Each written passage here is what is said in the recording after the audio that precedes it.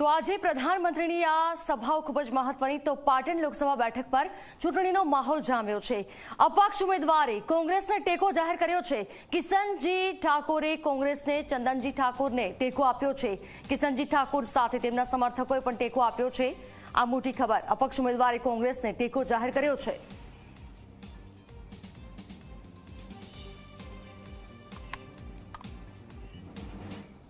આજથી કિશનજીભાઈ મને ચંદનજી ઠાકોરને સમર્થન આપે છે।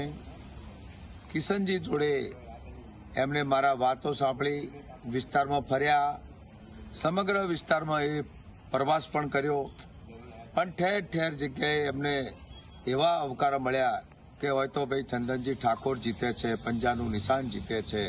એટલે કિશનજીભાઈ, તમે સમજી વિચારી અને ચંદનજીને ટેકો જાહેર કરો।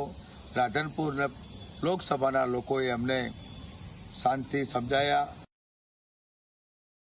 એ અપક્ષ ઉમેદવારી નોંધાઈ હતી 3 લોકસભા પાટણ। આજે હું ચંદનજીને ટેકો જાહેર કરું છું, કેમ કે ઠાકોર સમાજના ઘણા આગેવાન મારા ઘરે પણ આવ્યા હતા અને જીતે એવા વ્યક્તિ છે, સમાજની અંદર સારું કામ કરે છે, એટલા માટે મારો ટેકો હું ચંદનજીને જાહેર કરું છું।